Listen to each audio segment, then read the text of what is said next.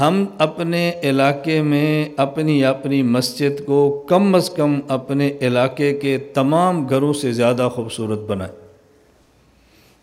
کم از کم آخری درجہ، کہ ہماری مسجد ہمارے گاؤں کے بنگلے اور کوٹھی سے خوبصورت ہو، ہمارے دیہات میں، ہمارے محلے میں ہماری مسجد سے خوبصورت کوئی مکان نہ ہو۔ یہ آخری درجہ ہے، آخری درجہ۔ اپنا ذہن بناؤ، بنائے گا وہ جس کو اللہ پسند فرمائیں گے، پیسہ لگے گا اس کا جس کو اللہ چن لیں گے، جس کو نہیں چنے گا اس کا پیسہ کیسے لگ سکتا ہے؟ کتنا معروف واقعہ ہے، کتنے بڑے محدث ہیں، شیخ ہیں، عالم ہیں، مسجد میں تشریف فرما ہے، دہلی کے جامع مسجد میں ایک شخص آتا ہے اور اس کا کام ہے گندا گانے بجانے کا، یا کوئی کنجری تھی، بد کردار۔ حضرت یہ ہدیہ ہے، فرمایا رکھ دو۔ تھوڑا وقت گزرا تو ایک مانگنے والا آیا جو نشہ کرتا تھا، مجھے کوئی چاہیے، کہا لے جاؤ۔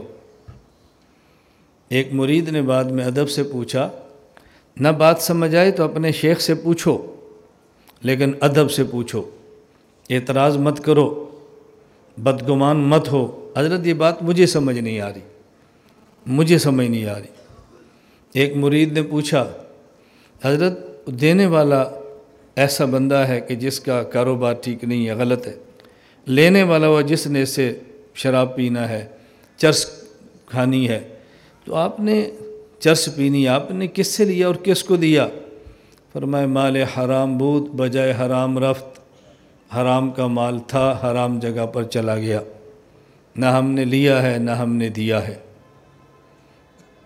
اللہ جس کو پسند فرماتے ہیں اس کی جان قبول فرماتے ہیں، جس کو پسند فرماتے ہیں اس کا مال قبول فرماتے ہیں۔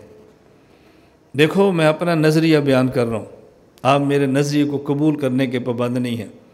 اتنی بات ضرور کرتا ہوں کہ جو میرے نظریے سے متفق نہیں ہے میری بیعت کو توڑ دیں، ہماری خانقاہ کو چھوڑ دیں، کسی اور خانقاہ پہ جا پہ ڈیرا لگائیں جو ہمارے نظریے اور ہماری فکر سے متفق نہیں ہے۔ بالکل نفع نہیں ہوگا، بالکل فائدہ نہیں ہوگا۔